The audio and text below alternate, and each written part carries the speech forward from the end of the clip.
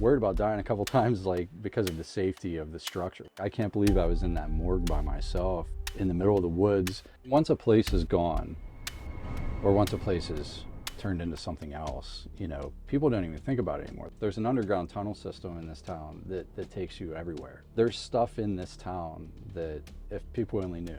That's kind of what my channel is about. Like, I want to show people like, hey man, this brownstone church downtown Altoona next to the police station, it was one of the first buildings in Altoona. You know, it was built with the same brownstone. It was quarried from the same quarry that built the old high school. YouTube's something you can put out a video once a month and you can make a living off of it.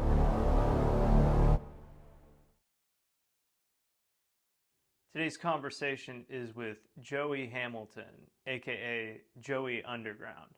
Joey explores abandoned places, many of them in central Pennsylvania, right here in Altoona. I started reconnecting with a lot of people I went to high school with, and he sent me a link to his YouTube channel, and I was just fascinated. Not just by the places that he goes into, but also his perspective on it. He appreciates the history. A lot of these buildings you pass every single day and you don't give it another thought, but it could be 100 years old and your parents went to school there. It's a long conversation, but we also talk about monetization of his YouTube channel. He's actually making money from the content that he's putting out. I'm going to give you the same warning that he puts at the beginning of all of his videos. Do not do this. Illegal to go trespassing on private property. He gets permission from the owners. But it's also very, very dangerous. A lot of these structures are not safe, not sound. So instead, just go to his YouTube channel. Check him out, Joey Underground. Joey Underground. Is that the name? Did that come from what you do? Uh, I don't even really remember, to be honest. I listened to a lot of underground music, like underground hip hop and, you know, hardcore music, punk, whatever. And everything I do is kind of underground at the time. You know, like my tattoos, the stuff I was filming was kind of like obscure, so I kind of, it just fit at the time, I guess. And I don't know. I had to come up with a name quickly for the channel. Yeah. And that was kind of it. You go into abandoned places around central Pennsylvania, anywhere? Well, with my OCD, I try to keep it to Pennsylvania because, I mean, at first I really wanted to travel out everywhere, but like, you know, having a family and everything, it's kind of tough to, you know, I it's hard to say. Like, I knew that once I travel into like Maryland or Delaware, any surrounding state, that I'm probably gonna want to hit everything in that state, you know, and it'll become like an obsession. So I was like, let me take care of Pennsylvania first.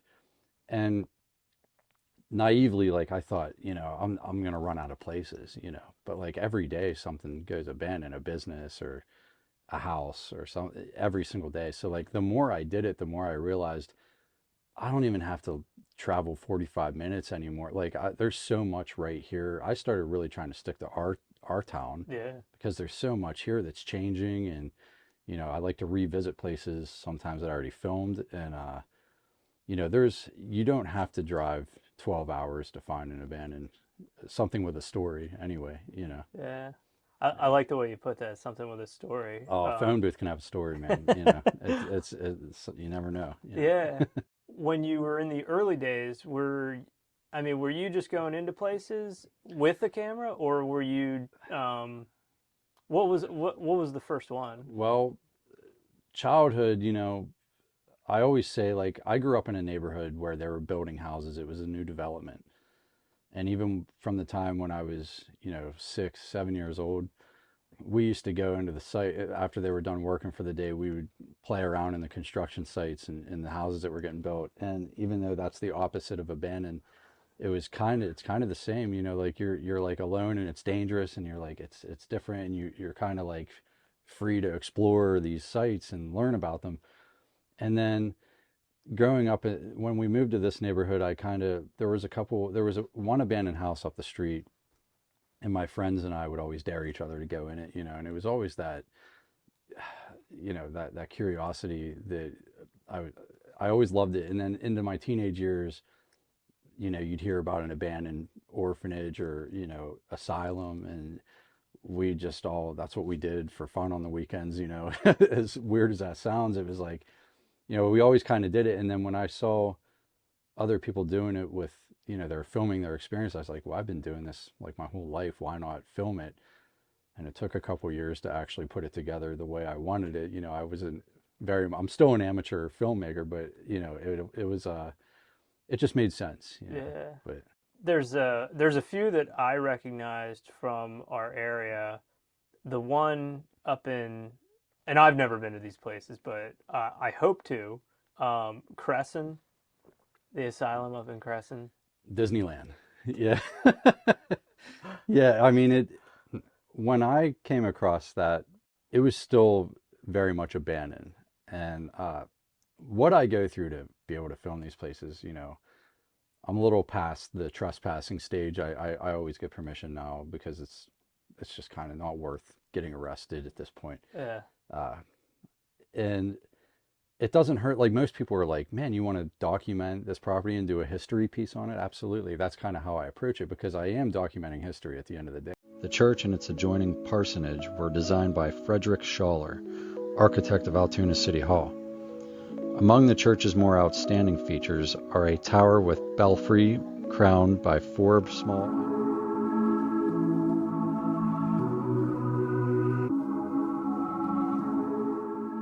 The Cresson Sanitarium, I didn't even know it was a tuberculosis hospital before I filmed it. Somebody, I think it might have been my wife, was like, that my dad used to work that prison and it's abandoned. And I'm like, what do you mean? I was like, we've been filming an abandoned place. You never told me, like I didn't, because it's so obscure, it's hidden. You don't see it. So I drove up and scouted it, and I got a hold of the property owners at the time, and no one had done it yet. I was the first to kind of expose it, and everything was left untouched at the time.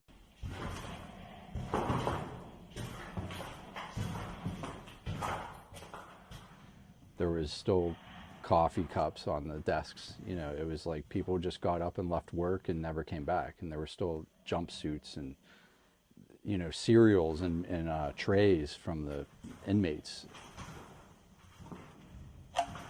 It was really fascinating. And then when I dug into it to turn it into a piece, I realized like a lot of things started to make sense. Like there's an underground tunnel that was known as the death chute from when it was a tuberculosis hospital. So many people were dying that they were pushing them through the death chute so they didn't have to push them through town to get down to the crematorium. Oh my God. And like people don't know this stuff about it. And there's also an off-site cemetery that I have filmed, but I don't have it up on my channel yet. But there's a lot of history, and that was like, man, here I live right here, and so that place is pretty neat. Now the new owners open it up, and there's haunted attractions. People can film there, and it turned into Disneyland. And they also, which I'm not hating, I think that's great. I'm glad that it's not torn down, and they are doing something with it. I think that's becoming a trend now. Like people are trying to put people through these haunted experiences and stuff like that. But I think the true haunted experience is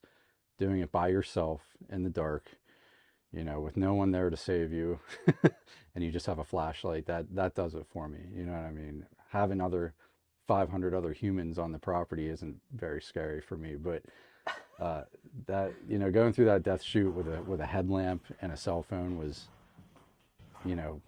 perfect darkness. That's a little different, Yeah. But I was going to ask you about that because I was like, maybe I could tag along, and then I'm like, that's probably not what he likes. oh no, I mean, have you done one with like other people before? my wife, she tags along here and there. She likes to do still shots Okay. for the Instagram, Yeah. which I don't really push the Instagram too much. It's not really my platform, but I I see it's like I like her to go along sometimes, and sometimes I don't, because like I worry about like if it's going to be dangerous, I don't want to put her in danger, because some of the places are really sketchy. You might be downtown Philly or something like that.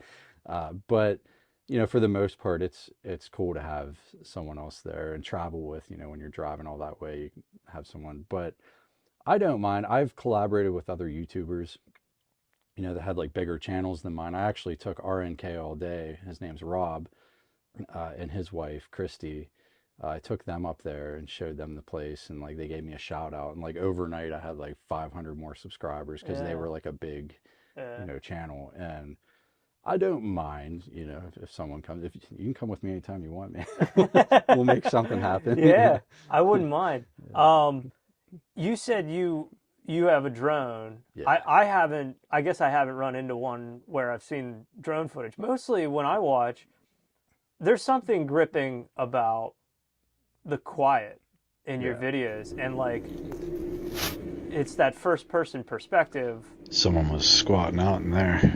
where it's like your head's turning kind of like the way you are going through right. there. And that's kind of what I wanted it to be about.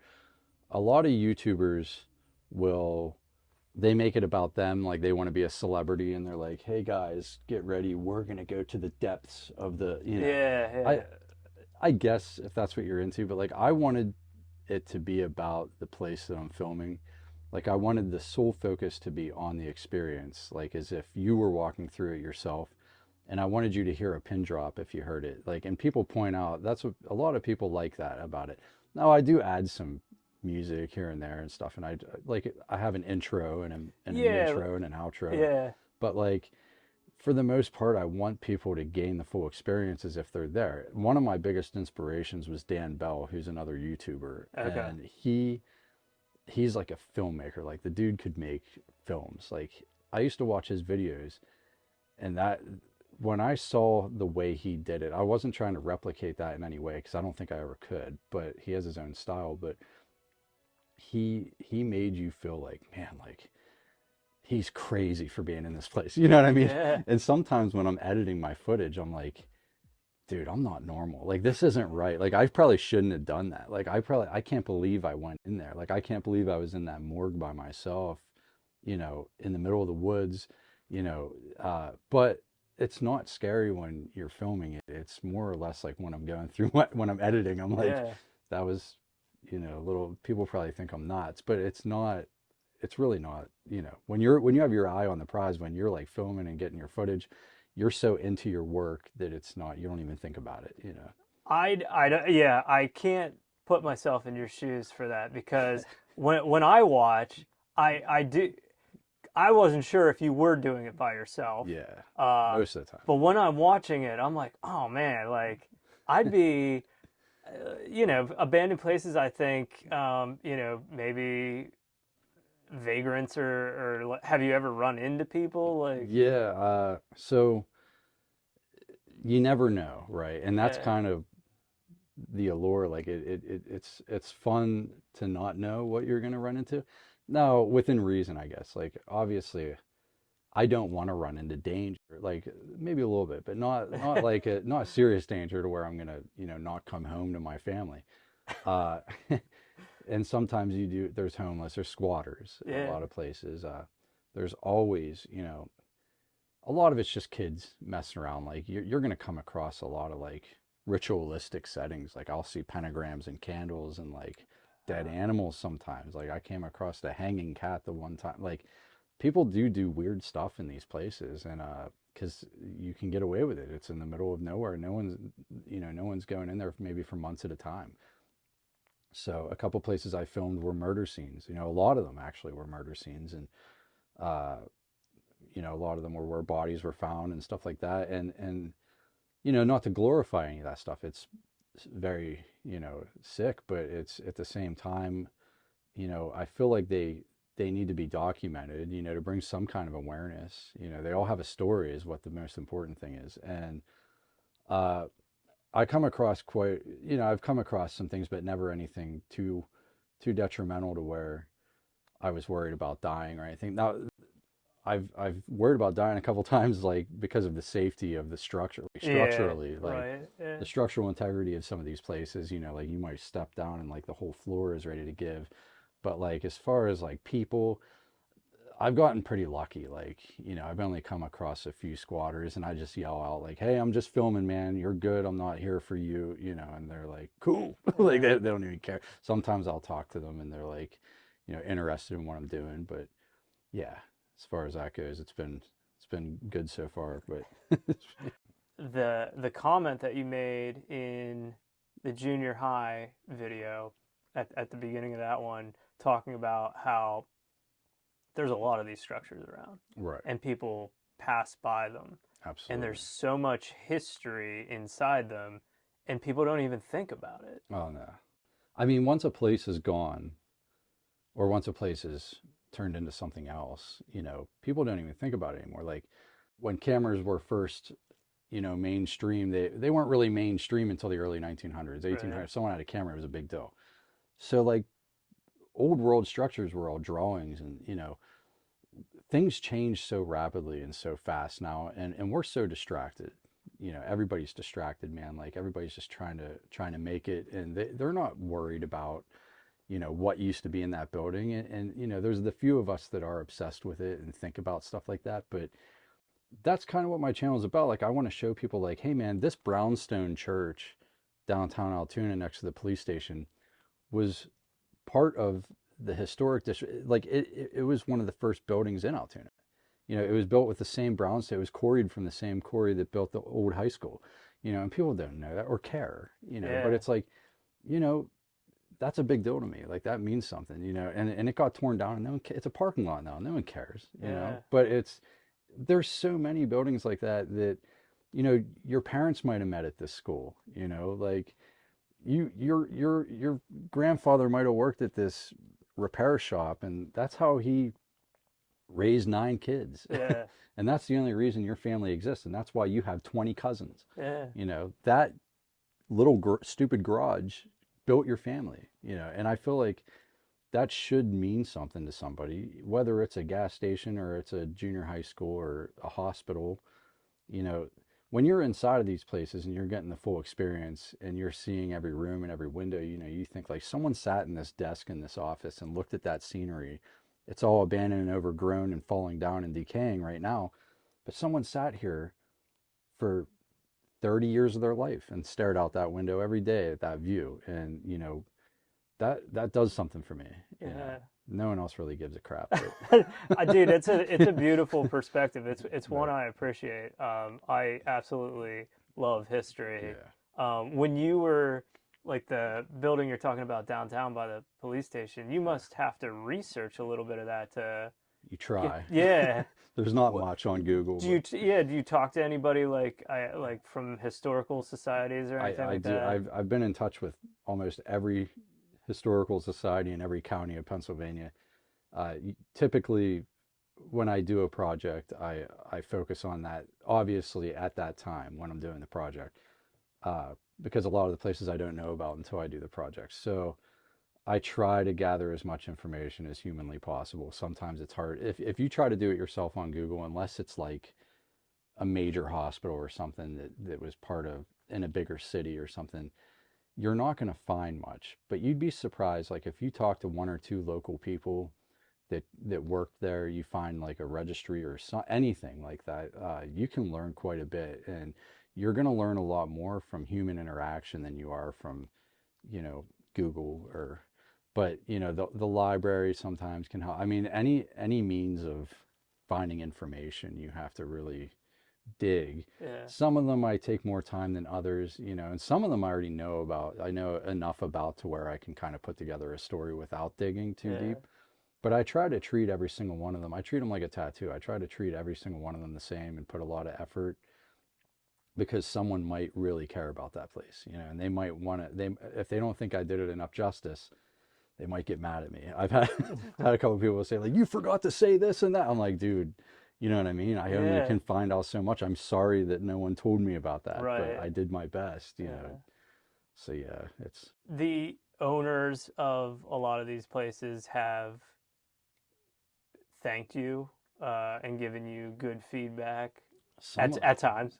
yeah, yeah. Most of the time they're glad that I, you know, that they watch my videos and they're like, man, like that was awesome. And then they'll refer me to like other properties that they know about. They're like, hey, I have a friend that owns this abandoned place, like Yeah. further in town. Like, for an example, I went to Everett, PA. I just happened to be driving through there. I bought a shower, like a stand-up shower from the Ace Hardware there, and I drove by an abandoned movie theater, and this movie theater, it was one of my favorite places. I mean, it's still set up like in the projector room. You know, all the original projectors are still in there. Like they just left work. I mean, these projectors are like priceless. Nothing could have prepared me for what I was about to see in this projection room. Movie projectors are, you know, still there. Everything in here is, you know, gold to me. There's nowhere on earth you're going to see this anymore unless you're in a museum. But when you're in a museum, you know that it came from somewhere. This is where it belongs. This is where it was from. And you're seeing it firsthand. Set up exactly the same. Like they just shot him, that like they put a movie on, and then like the end of the day that day they left and they never came back. And when I did that film, I contacted, they have like a society where they're trying to raise money to rebuild it or Yeah. keep it alive, keep it standing anyway. And when I turned in my final draft, I always let the owners kind of watch before I release it to the public. And he was like, "Oh, well, I know of this old hardwood company." And so I did the Everett Hardware or Hardwood Manufacturing Company. And then that guy referred me to another place. And then that happened in Phillipsburg as well. I did the hotel up there, the Phillips Hotel. And then I did the same guy referred me to the junior high that they were tearing down. And then I did the junior high, and he loved that video so much that he referred me to, I forget what it was. It was like a Navaski clothing company. There was a huge abandoned building downtown Everett or Phillipsburg. So it happens. Yeah. Like Yeah. and some of them are so busy that they don't get back to you, obviously, but a lot of them appreciate it because they own these properties. And I also, I guess as an extension to that question, I try to keep other people from going in and destroying it. Right. Like Yeah. I always put a disclaimer up in most of my videos. If they ask me to, I'll ask them if they would like me to, but I'd prefer to keep people from destroying it. And sometimes when I expose these places, unfortunately, it brings interest to them. And then like everyone that watches my videos, like, I'm going to go check this out. And they'll be like, "Hey, Brenda, do you want to go there this weekend?" And I'm trying to, that's not why I do it. I want to Yeah. keep these places as is. I don't want kids to go in there and spray and have a Ouija board, you know, that weekend. But unfortunately, sometimes that happens. Uh, but so a lot of, you know, property owners can be a little like, I don't know. So when it comes to that, if a property owner is really worried about other people going in, like I don't disclose the location, and I'll change the name Oh, that's sometimes, smart. Yeah. you know, because I really don't, I want to tell a story about this place and the history without, but if you're smart enough, you can kind of dig up where it's, you know what I mean? Yeah. Yeah. So I try to do it the best way possible. Yeah. I mean, I think that's about as good as you can hope. Yeah, If people want to be bad apples and do their own thing, sure. nothing's gonna. And no one's going to travel 6 hours to spray paint their name on a Right. building. It's usually local kids that already know about the place. So Right.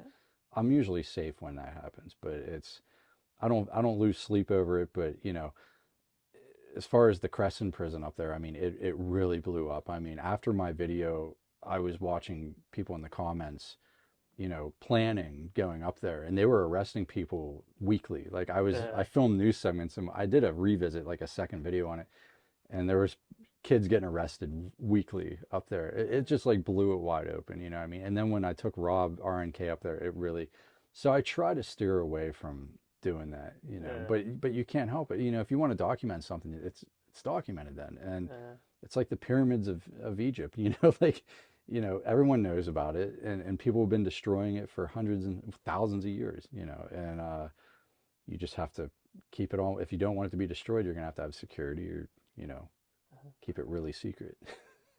Are there things right now in Altoona, like right underneath people's noses, that they're not aware of that you've gone through, that you're just like, oh my God, people should know about this? Yeah, and there's a lot that I can't talk about. I wish I could.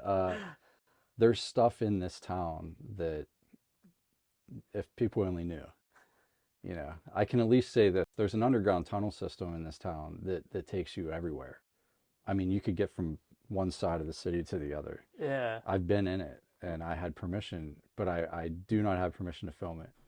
And I really wish I did because it is one of the most fascinating things. Really? Yeah, but mostly, Why? I mean, why was that there? Was that? who knows? And it's big. I mean, we're talking like 2-story high tunnel system. Like it's giant. And you It's know, like Resident Evil, the Hive. stay out of there, kids. But I'm not telling you where it's at. But Right. it's put it this way, it's large and it's no one. There's people that know about it. Like I've come across certain people that were like, "Did you know there's a tunnel?" And I'm like, "Yeah, people probably think it's like a myth, but it's there." And I've only been through part of it, but from what I'm told from people who own the properties above it, it spans the whole way across. It takes you to the most important places in the city. Really? Yeah, it's like a bug out tunnel almost. But when they plan the city, uh, I don't know who built it, and I don't know really. I guess it was there so that you could travel secretly. Maybe prominent members of society at the time were able to Uh, get places in secret. Who knows? yeah. But it's there.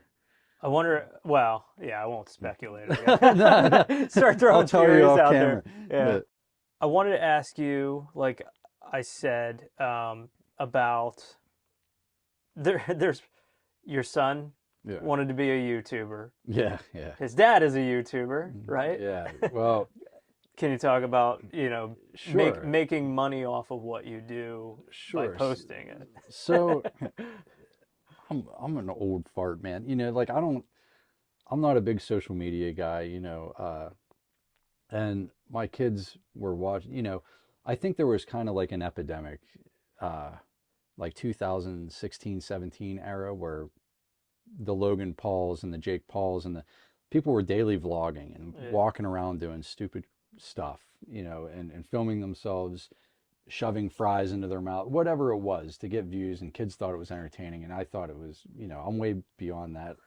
I'm not watching that stuff. Yeah. But my son kind of was like, that's what I want to do, and what I'm going to be a YouTuber. These guys are millionaires. And I'm like, no one's making millions of dollars on YouTube. No one's making a living off of YouTube. And he's like, no, no, seriously. And at the time he was like 12 years old, and I'm like, I think you're misinformed.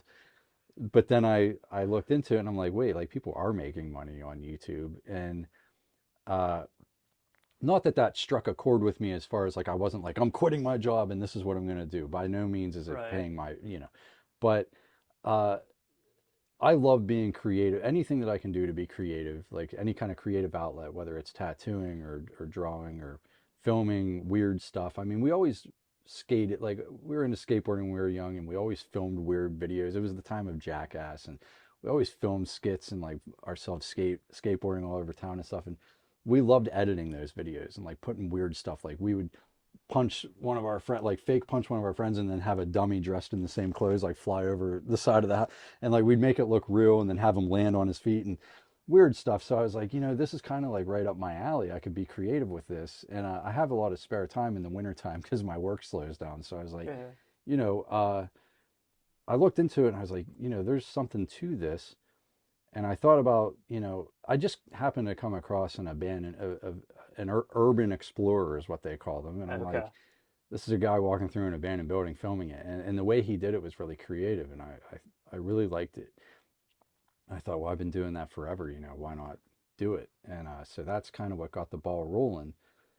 And like I said before, my videos were really rough at the beginning. Some of them were just pictures, still shots, and then like a faded in and out transition into another still shot. And it was so terrible and so boring. But like I leave those up there just to show like how far my channel's come from, Yeah. humble beginnings. And not that it's professional by any means now, but it's a lot better. And that was kind of, yeah, my son is responsible for, Yeah. my YouTube adventures. When the Joey Underground became monetized, what was your expectations for that?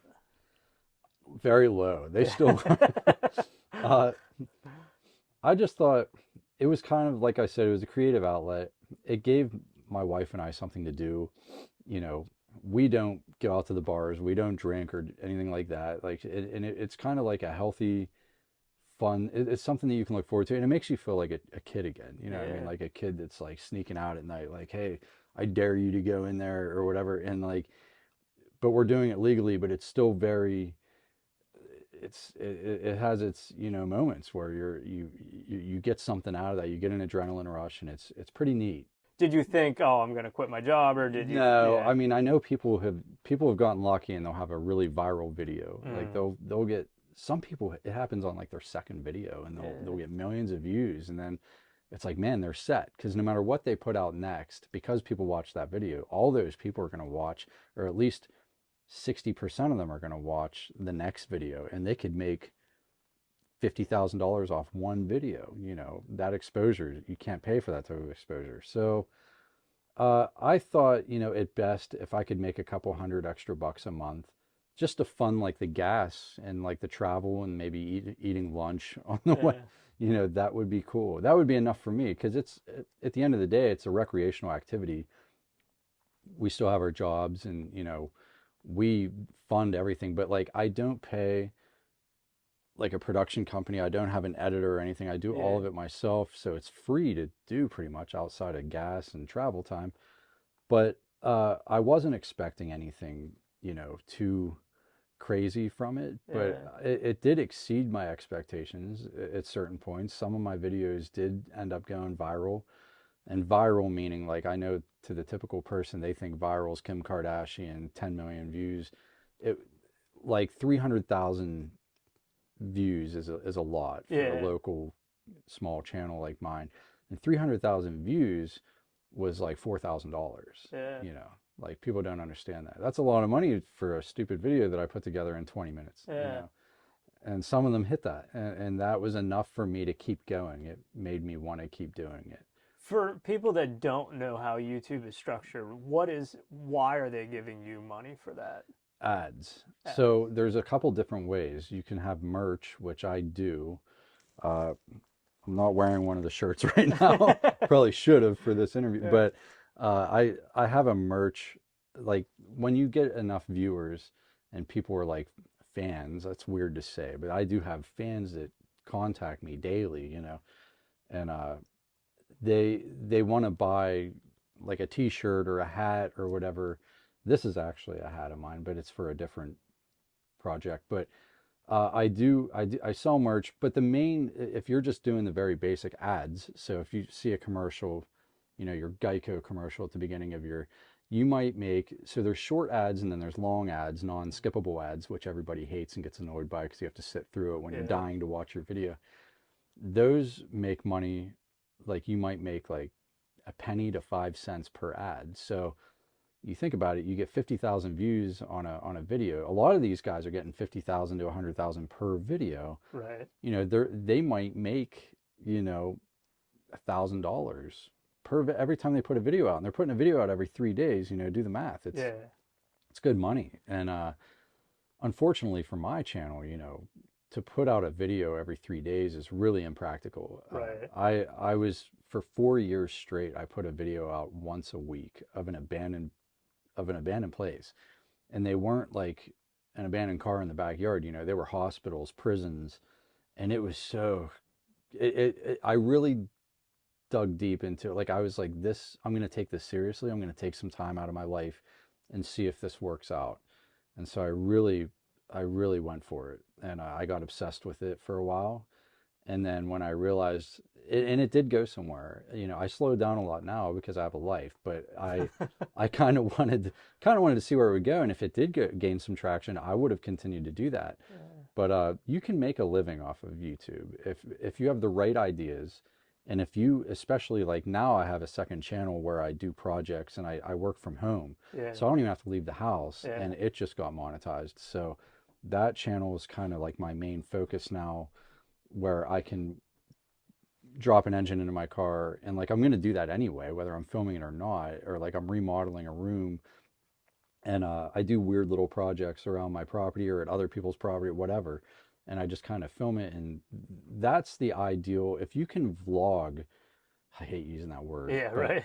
but if you can if you can film something interesting on a daily basis, you could easily make a living off of YouTube for Yeah, sure. I mean, millions of people do. You know, yeah. it's I do, not to like get into the weeds, but like I do videos for businesses, and when you own a business or whatever, you're doing something every single day. right, And like you said, you're gonna do this no matter what. You're gonna put an engine in a car no matter what. right, Why not just turn on the camera right. and show what you're doing? It doesn't even need to be a camera. Just turn on your phone, Absolutely. and that's all the more complicated it needs to be. Yeah, and by the way, some of the most viral videos that you're going to see out there are filmed on potatoes.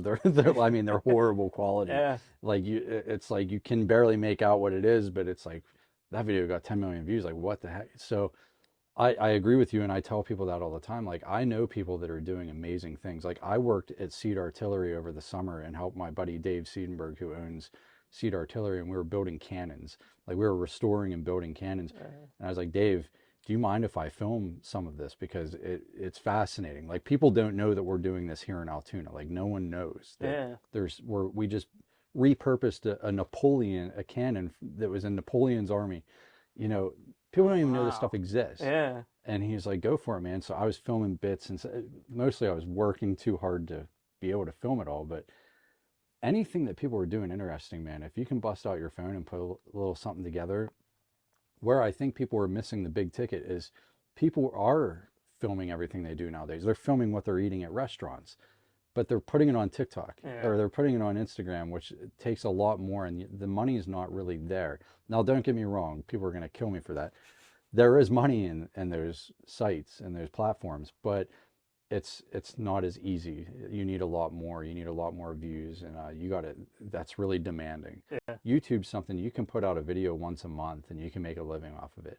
Like I know guys that are filming abandoned stuff, and they'll put a video like they're called The Proper People. Check them out if you get a chance, man. They're like one of my favorite channels, and they put a video out once a month, and they get millions of views on each video, and that's enough. They're two guys, and that's enough that they do it as a living, yeah, and they travel all over the world. Like they'll be in Tokyo one week filming an abandoned amusement park, and then they're in Scotland the next week. And it pays for all their travel expenses, and they're killing it, yeah, and it's once a month. So I mean, it's kind of YouTube's the way to go, I would say. yeah, Anybody who's on the fence about it, just try it out, man. Even if you get nowhere, yeah, it's worth your time to be creative, have fun with it. And you never know. When I got into it, I didn't think anything of it, and then it turned into this. It's opened up doors for me. Like I work for a company called the Spirit Realm Network that contacted me yeah, and asked me. I give them my videos 2 weeks in advance before I release them, and they pay me for my videos. So I don't even have to be monetized on YouTube at this point. They pay me. My stupid videos, got me that opportunity. The Travel Channel, the History Channel, Canadian, the BBC, all these huge outlets have contacted me and used snippets of my videos for their documentaries. yeah, You know what I mean? And like it's neat, like, and they give me shout outs and I'm in their description. So like, who would have thought, that just walking around in an abandoned house could have got me there. yeah, Now I'm not a millionaire, but by any means, but I have fun doing what I'm doing, right, and it's not yeah, a job. It's yeah, not a pain to do. I love it. So yeah, yeah, as um, long as you're creating and enjoying it, go for it. It's yeah. better to fill your time with that than go to the bar. I couldn't agree more, man. You realize in the last decade, like what we do wasn't happening like a decade ago. Hmm. Like you didn't have a smartphone that like Instagram a decade ago, less than a decade ago, was pictures. Yeah, You weren't refreshing a feed. it was a place for like to put your photo. It was for photographers. Yeah, Pretty yeah. much Like people's attention is now here, and like you can use that. Yeah, You can profit off that. That's not the most important part of it, right, but when we talk about things like the freedom to do what you want and to pursue your passions, it's like this is a possibility that wasn't here 10 years dude. ago. People were making money from like being dog walkers. They have a YouTube channel where they introduce a different dog every day. Yeah. It's like, how much more simple can it be?